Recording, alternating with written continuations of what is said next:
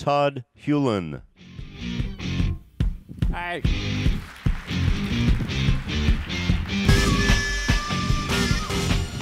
Great.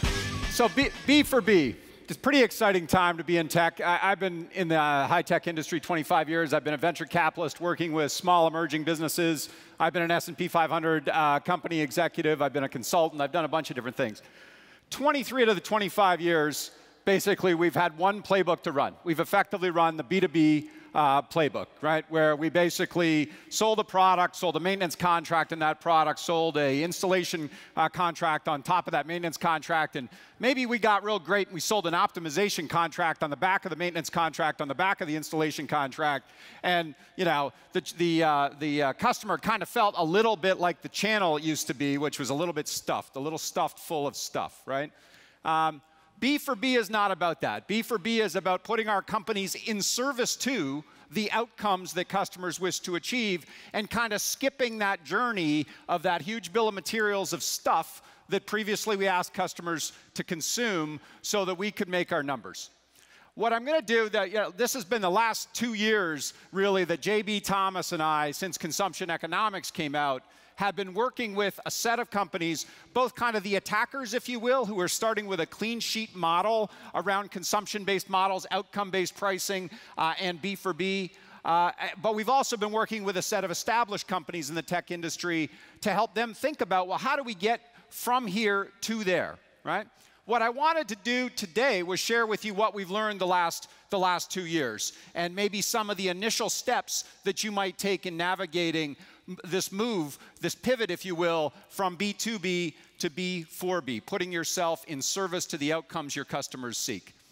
You can see the subtext of my presentation is getting past what we call the nasty bit. And you're probably wondering, well, what the heck is the nasty bit? The nasty bit is that moment that your new initiatives are growing 30 to 50% quarter on quarter, and you're going in front of your board and in front of your CEO, and you're claiming victory because these new level 3 and level 4 offers are growing at incredible rates.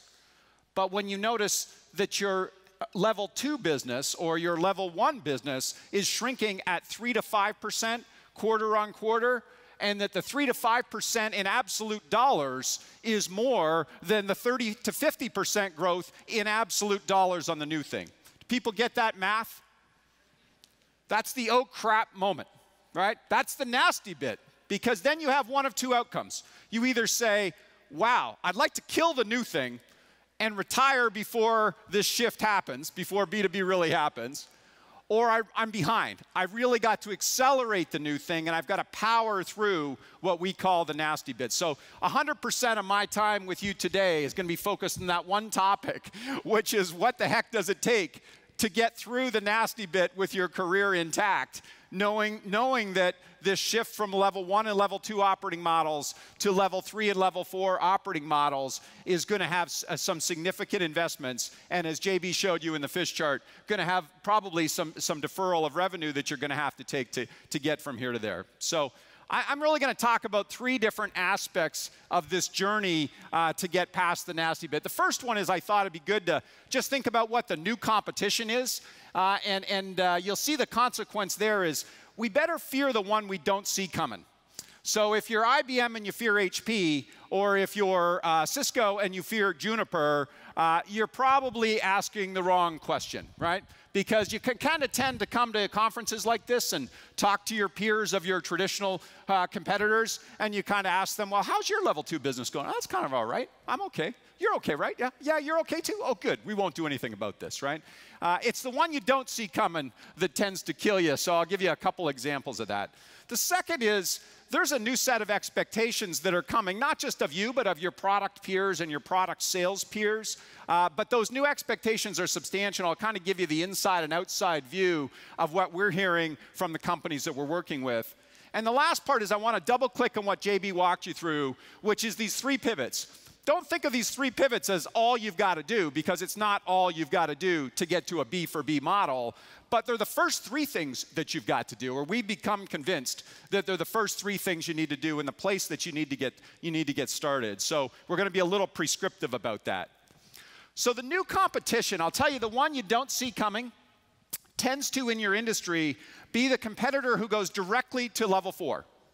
They don't have a level 1 business, they don't have a level 2 business, and they really have maybe dabble in level 3, but they frankly say, you know what, I'm all in with my customer, I am putting 100% of my company in service to the outcome that the customer seeks, and I'm not gonna, kind of bother my way with protecting anything that's established. And the lessons learned from these companies, I think, are quite interesting for you as you think about your strategy to actually get to B4B. So, Kodak film, Now you'd say, Todd, maybe this is a picture you got off the internet from a long, long time ago, right? I'm sure you see these pictures all the time. This is a picture I took in February. I'm giving a speech in Florence, Italy for a division of General Electric that's thinking about this transition in their business model. And I happen to be walking along the street towards where my speech is going to be. This is just outside the Duomo. And it's quite fascinating because if you thought about the power brands that you have in high tech, they're probably as strong as probably Kodak was in photography circa about 10, 12, 15 years ago, right? They were by far the #1 brand in the photography industry, and they certainly had a business model which was unrivaled, right? It was the original razors and razor blades business model, which is I'll let someone else be in the consumer electronics business and sell the cameras. They didn't really make their money on cameras. They made all their money on the film. People remember that? Yeah? Well, the real Kodak moment was them missing digital, as you might imagine. Anybody guess who the company was that they didn't see coming?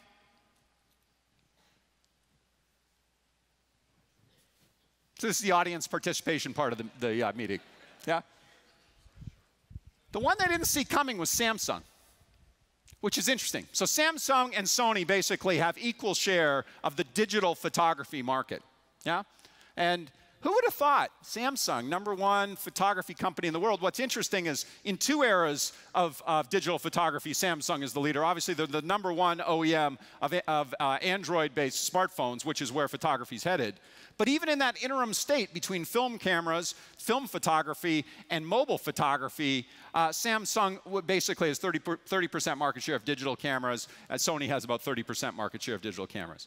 What's fascinating is if you reverse engineer this example, Kodak had all of the early innovation around digital photography.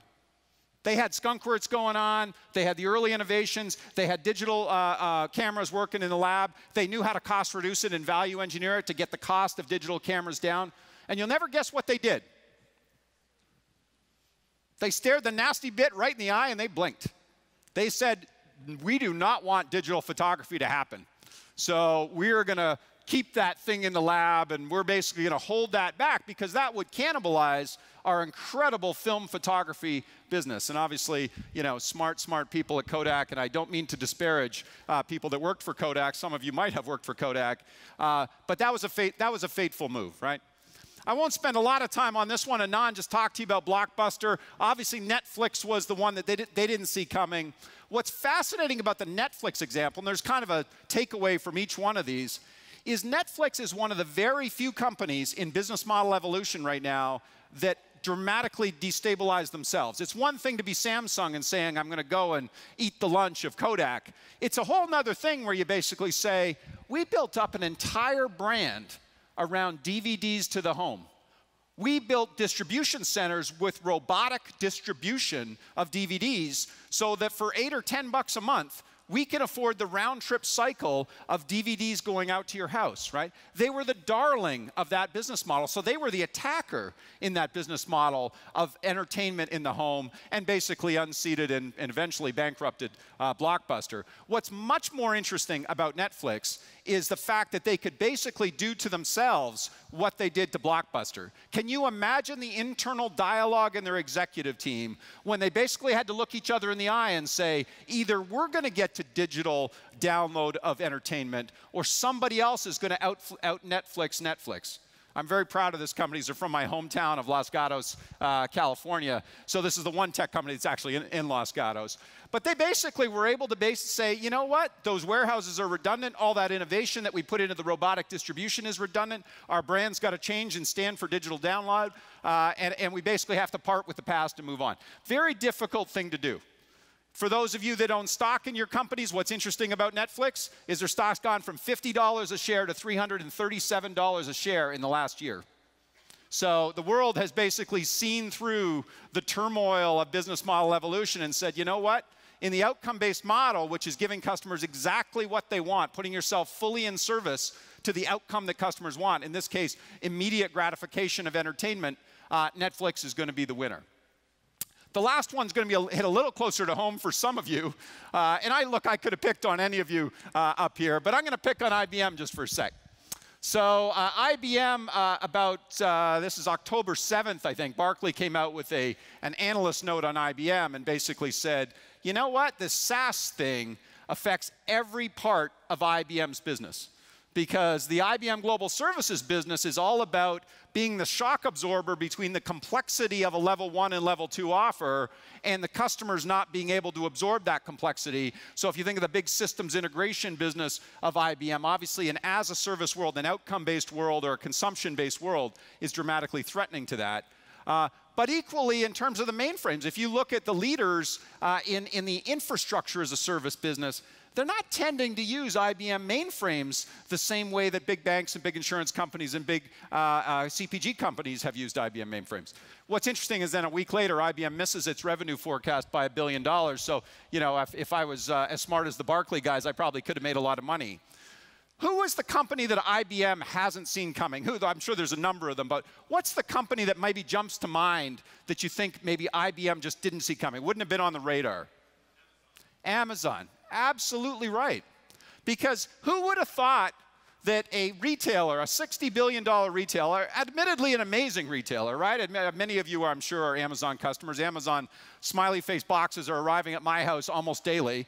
But who would have thought that Amazon could basically say, we can do in infrastructure for small and medium-sized companies as well as enterprises what IBM has historically done, which is provide a safe and reliable infrastructure upon which to run your mission-critical applications.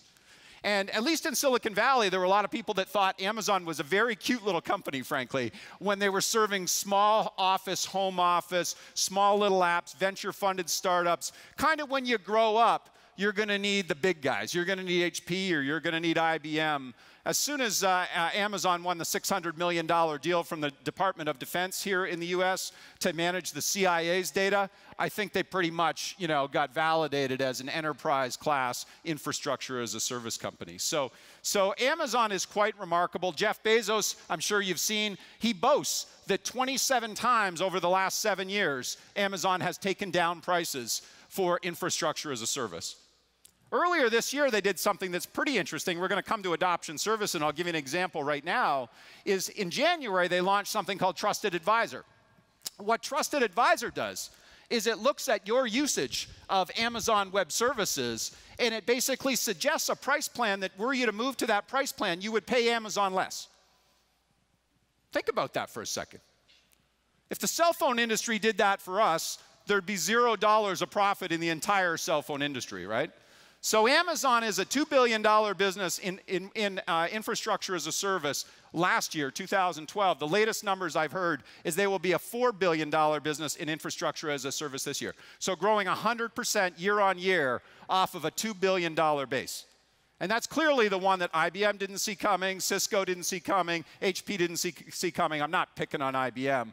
But Amazon is the one that folks that are in the infrastructure layers of high tech absolutely did not see coming. It's on the radar of pretty much every one of those companies now. So think about that, because when you plot strategy, what my hope is you would do is you'd say, I'm going to work, absolutely optimize my level 1 and level 2 businesses. I'm certainly going to do that. Optimize my cost of sales, optimize my cost of service delivery, take out the wetware and put in software where I can, right? But on the other hand, you've also got to think about strategy from the right-hand side of the B4B model, which is, what would I do if I didn't have any of that legacy? What would I do if I was one of these companies coming from left field and basically saying, I get to start with a clean sheet? Yeah? Let's move to the new expectations. And I'm going to give you 4. One from a customer, one from an investor. Those are the 2 outside ones. And I'm going to give you one for your CEO and one for your CFO, because they each have slightly different perspectives. What customers, and somebody's alluded to this already, what customers are basically asking for is, look, don't shoehorn me into any one model. give me choice, right? So there's many customers who are going to say the left side model up here, the red model, the traditional model, think level 1 and level 2, is kind of just fine. And they're saying, well, really what I want is, would you sell it to me? Would you install it for me? Would you fix it for me? And over time, would you refresh it for me? Would you come back in and refresh that technology? And there's still work to do on that side of the model. Absolutely there is. So you're going to have to keep running, you and your product peers are going to have to keep running that business model probably for as long as we're going to be in tech, because there's a lot of companies that basically say, I have CapEx to spend. In fact, it's Q4. I actually have CapEx I need to flush. It'd be great if you came in with a PO and you're still going to take that business. Where the growth is coming, though, is in level 3 and level 4 for these different business models. And they have a different set of needs. Fundamentally, they say, don't sell it to me. They say, let me try it, which kind of gets to the land and expand selling motion, which is, don't sell me the full enchilada. Don't sell me the full bill of what I'm eventually going to need. Just get me started with it. Let me experiment with it. Let me get in a sandbox and understand what's possible. Amazon Web Services charges per minute. So you can go and experiment with 1 minute of Amazon Web Services if you want. That's the ultimate let me try it, right? Salesforce has the same thing in software. Eventually they say, well, would you just manage it for me? Because I really don't want to have the IT professionals in my organization. So once I've tried it, once I've decided I want to go this way, please manage it for me and just take the complexity off my hands. Then they say, you know what, that's not enough. What I really need you to do, Mr. Supplier or Ms. Supplier, is I'd like you to drive my full adoption. And the key word there is full. It's not did I ever turn the technology on. It's did my average user on the average day use the technology in the way that the best user on the best day of the year uses it, right? And if you think about it, we've never even really thought about that before, right? We do education, but it's what you might call just-in-case training, right? We'll pull the users into a room. We'll tell them about our new release if it's software, our amazing new CT equipment if it's a medical devices hardware business. And then we'll basically tell them all the cool things it can do, and then we'll set them loose and let them use it. And we'll never really go back and check, did the average user on the average day ever use the technology in the way that would make them most productive in their job?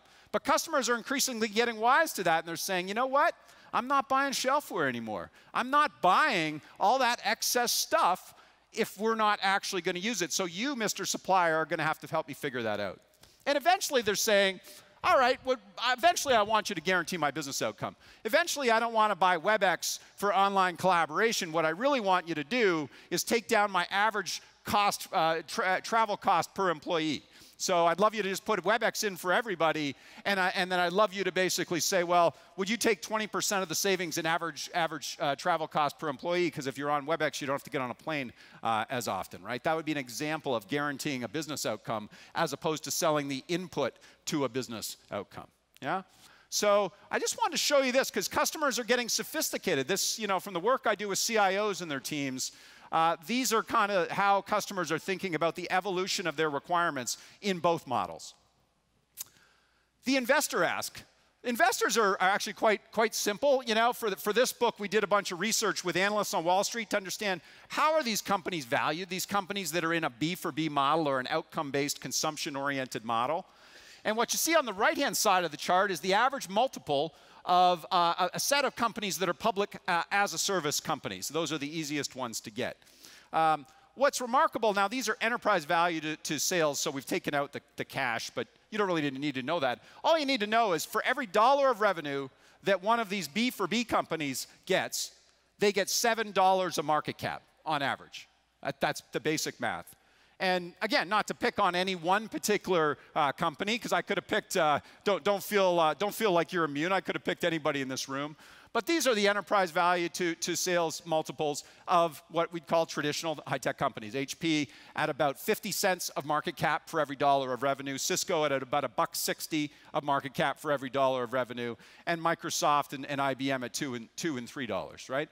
So you say, well, why is that? Is that just a one-time thing? Is that what are investors thinking? Why are they valuing the companies on the right so much more than the companies on the left? Well, they're valuing it for two reasons: higher growth and lower risk. These companies grow faster and they're less risky because they don't have to sell their quarter every single quarter, right? The vast majority of their revenue of what they're going to book this quarter is pre-sold. So the idea that they're going to, quote, miss is a lot lower than the companies on the left. Everybody get that? So that's the investor ask, just give me higher growth and lower risk. So the CEO basically says, well, why not us? Seriously, why not us? These are the growth rates of the public as a service company. So we've got this 10,000 cell Excel model that basically reverse engineers the past-looking economics and the future-looking economics of every public SaaS company, infrastructure as a service, platform as a service company. And what you can see, the color coding is the type of company that they are. I know it's probably hard to read in the back. But on the left-hand side of the chart, you got Workday, which has grown at 121% year on year for 3 years compounded, right? You got Salesforce in the middle growing at 33% year on year on a $3.5 billion business, right? I mentioned Amazon Web Services growing at 100% a year on a multi-billion-dollar base. And Rackspace, who you're going to hear from Graham tomorrow, he's the chairman and founder of Rackspace, growing at 29% year on year. And your CEO is looking at you saying, well, geez, it seems like we're growing our product business at 4 or 5% a year and services growing 6 to 8 or 10% a year. What's wrong with this picture? Why can't we get that growth? We spend a lot of money on investments. Why is it not turning into a return that looks something like this, right? So there's a little growth envy going on. And the CFO, I won't spend a lot of time because JB covered this chart, but basically be a shark, not a flounder.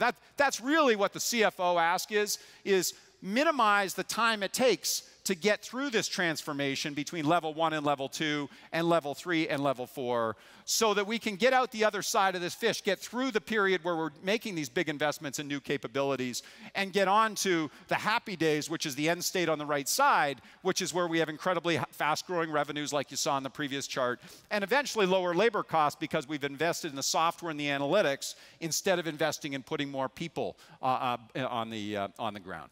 So how do we do that? You know, I think that's the $64 million question, if you will, that's a lot of expectation. You know, that ain't easy. So how are we going to get started? And this is where the 3 pivots come in. And there's a ton more detail. There's a chapter on each pivot in the book. So when you get a chance to read the book, there's a tremendous number of examples in there of each of these pivots. It all starts with the sales motion, though, which seems a little counterintuitive. You kind of think, well, logically, don't I need to start with what I'm going to sell and then eventually how I'm going to sell it? But what we found in the 2 years working with you and your peers on this is it's the sales motion which has got the biggest gap. Because we basically have a sales motion today in the high-tech industry which has persisted forever, which is what we call new and renew, right? Typically, product sales will go and sell a new installation of our amazing new technology, yeah? And our service sales organization will come along and renew the service contracts on the back of that product install for as long as humanly possible, because that's where all the juice in the system is. That's where all the margin comes from eventually, right? So it's a classic attach rate business, which is, you know, I'm going to attach as much service as possible to every product install, and that's how we're all going to collectively make money, right? And I know you don't have anybody that has a sport jacket that looks quite like that, but I see enough heads nodding for you to say, yeah, new and renew. That's exactly our sales motion. That's exactly what we do today, right?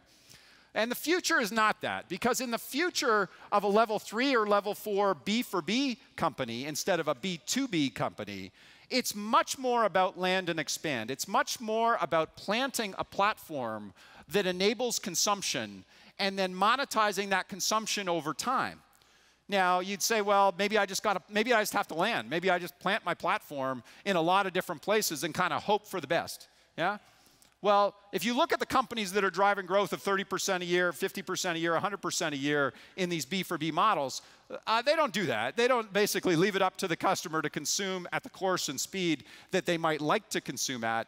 They basically say, no, we're going to run an expand-based sales motion, which will actively help the customer find the next leg of value in our platforms so that they can consume more and pay us more. And so I want to spend I'll speak about one slide on each of these.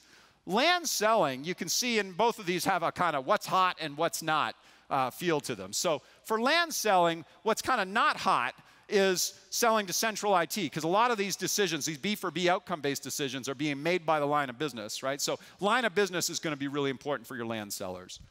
Provocation-based selling is all about setting the buying criteria for the customer as opposed to maybe responding to RFPs and doing solution selling where we say, yeah, we've got that too, right?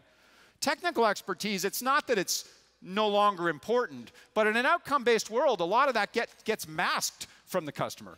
Does anyone who uses Amazon Web Services know what brand of switch they run, or router they run, or server they run, or middleware they run, or, I don't think so, right? So technical expertise kind of is less important than potentially the business expertise. You heard from Chuck Phillips, this micro verticals, or focused on micro verticals. That's a lot of business expertise, right?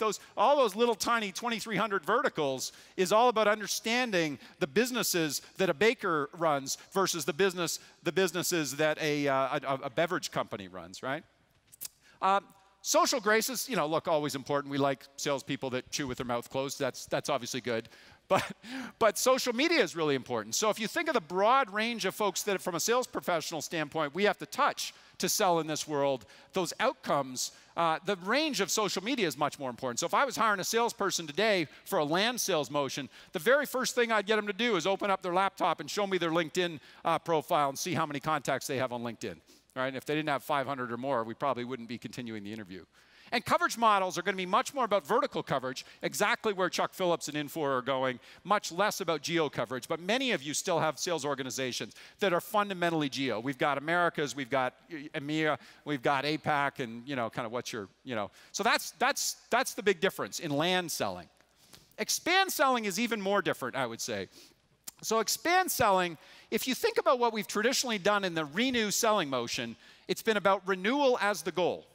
And in this B4B model, renewal is not the goal. In fact, renewal is the table stakes. You're going to see evergreen contracts, and you're going to see customers that basically they want to be on contract. The maintenance for the technology is kind of embedded in the offer. So the idea that we're going to separately go and renew a maintenance contract or an optimization contract or a subscription-based services contract on the back of the overall outcome, it just really isn't important, right?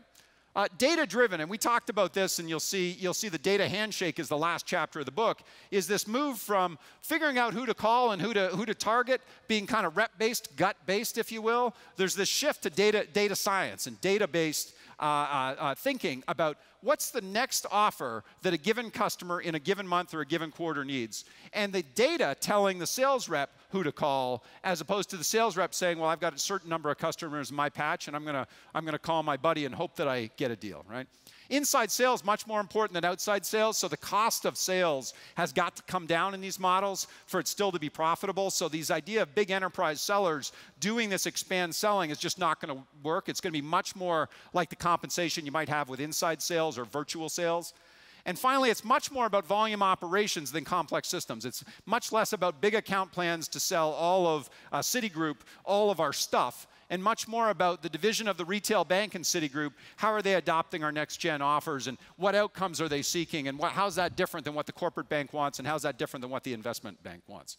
So much more about volume operations, lots of smaller deals, instead of this idea of elephant hunting of we're going to go and find all the big deals.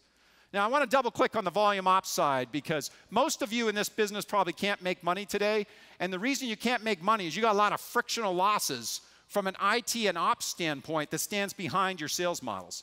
So what you've done is where you've dipped your toe in the B4B waters or the consumption-based waters, you've kind of put a lot of people around those deals. They don't fit into your IT systems, and they don't fit into your sales operations. So you basically wrap those deals in people, and you do them as kind of customs or one-offs or pilots. And that's just fundamentally non-scalable, right? So, it's not that your friend is Swedish, your best friend is Otto. But basically, you need to re-engineer your IT and ops systems that stand behind these sales motions to fundamentally get to the point where you can do auto-quote, auto-configure, auto-close, auto-book, auto-provision, auto-entitle, auto-sales credit, auto-renew, and auto-upsell, right? And that's kind of the new spec of what needs to sit behind this expand selling motion. Because if you're Amazon Web Services and you're selling 1 minute of computing power, a human can never touch it. You can never make money if a human touches any of those deals. So that's land and expand. Pivot 2 is adoption services, right? And this is going to be really important for you guys in the room, right? Because if you think of our services business today, almost every one of your services business, it's a little bit of a wobbly stool today, right? We've got support services. Some of you call it technical services. We've got professional services. Some of you call it advanced services. But both of those are kind of a little bit wobbly, because in this as-a-service world, you heard Chuck Phillips stand up and say, well, there won't be a maintenance contract in addition to the outcome-based contract. It's going to kind of be one, right? But there's innovation going on in each of these legs, and there's this third leg we call adoption services. So support services, we're really fundamentally moving from break-fix to fix before break. That's that preemptive, predictive version of services. So that's the big switch there, more value than what we historically would bring. And professional services, if you think in a B4B world, professional services is a lot less about implementation, plan, design, implement, PDI kinds of engagements, and much more about configure, tailor, evolve. Get it in, get it running, configure it for me, put my brand, put my logo in the top corner, let me try it, and then let's evolve it over time based around my actual adoption, as opposed to some spec that we dreamed up in the 6 months before go live, right? And adoption services is really how you're going to position your services organization to move from being a supplier or a vendor to much more of a trusted business partner. So, and here's the stairway. So this is what we call a stairway to value, which is we've done some market research to say, if I was a customer and I wanted to buy adoption services from your organizations, what would I buy? And I'm going to go through it fairly quickly, but you're going to have these slides, which is just every customer says, well, you at least show me where my adoption is today? Will you show me division by division, department by department, who's using what features, and where the biggest gaps are in my adoption, right? What's passé is guessing. It's kind of like, well, I think people are using it. No, I think they turned it on. Yeah. The second step is really in-workflow training. So I mentioned before, just-in-case training. We're going to pull everybody into a room, and some of you run education services businesses, I know. I hate to say it, but that business is not producing a huge return on investment for most of your customers. What's much more interesting is that the product reveals itself to me in time, that as I use the product explains to me that another user, just like you, Todd, is using a feature that you don't currently use. Click here to see a video to show you how to use that capability, because we believe you'll be more productive if you did. Yeah? Now that one you're not going to do on your own. You're going to have to work with your product peers to pull that off. But somebody's got to be the voice of the customer in your organization, and we think that's a services organization. Ultimately, some customers do want to go all the way to complete adoption and basically say, we want to get our average user on the average day acting much more like a power user, much more like our best user on the best day of the year. And that's where you get into adoption consulting services, which will be the substitute for all those implementation projects that you historically have done. Put those people to work doing adoption consulting in your customers. We think there's a real opportunity there. And eventually, some customers are going to say, I want to go all the way to the top. I want you to guarantee my outcome. I want you to make me a hero with my CFO. I want to embarrass the CFO that I only asked for $2 million to spend with you. I want him to say, well, why didn't you ask for $4 million? This is such a high ROI. Frankly, we should have spent more money with this supplier, right? And that's where you get into outcome-based contracts and adoption roadmaps. So that's, in a nutshell, what we think adoption services looks like at a high level. And again, each of you will innovate, well, which adoption services do you bring to market? And then the last piece from me is the data handshake. And this is the 9th chapter of the book. Because both of those that I just talked about, land and expand selling, particularly expand selling, and adoption services, fundamentally have got to run on data. They have to be powered by data. They can't be powered by humans, or you can't make the margin that you would aspire to make in these level 3 and level 4 operating models. So the last slide here is something we call the consumption analytics stack, which is, well, what would I think about building? If I thought about building a data foundation of a B4B model, what would I build? Well, the first obvious one is I would aggregate a bunch of data, right? And the first layer is I'd like user profile data, I'd like module usage, feature usage. But on the far right, you can see I'd actually like to know what enterprise social data is. How many of you have communities, support communities in your organization, in your support businesses? Yeah, many of you? I bet you don't monetize that information at all in terms of your single view of the customer, right? But what people are saying on Twitter about you and what people are saying in those support communities is actually really important to understand their adoption of the technology and probably what the next expand selling opportunity is within those organizations. So you need to aggregate it all. The power, though, is in the red layer here, which is there's no gold star for aggregating data other than you'll make EMC happy because you'll aggregate a lot of data and you'll have a lot of EMC stack. But the real gold star comes when you actually start to run some analytics on it. There's an emerging field called data science, right? You might have read DJ Patel wrote a great article in Harvard Business Review about this, which is how do you make sense of all that? How do you do adoption benchmarks by vertical, right? How do you do user proficiency scoring to understand which users are the power users from demonstrated behavior as opposed to people putting their hand up? How do you do that collaborative filtering like Amazon does with books? How do you do that with features? so that you know what's the next feature that you would suggest to a user, right? And ultimately, none of that matters unless you can interlock it back with how you run the business, right? So interlock it back with the in-workflow suggestions. Make this the foundation of your adoption consulting business that'll be the substitute for the implementation consulting business. Make it part of your usage-driven MRDs where you get a seat at the table with your product peers, and you go back to products and you basically say, this is how you design for true adoptability, as opposed to what we might have historically asked, which is, could you please design for serviceability so my cost to serve would be lower? So that's it for me, basically, is if those are the three things we think you need to start with to get started on the B4B journey. And I hope this has been helpful. Appreciate your time, and thank you.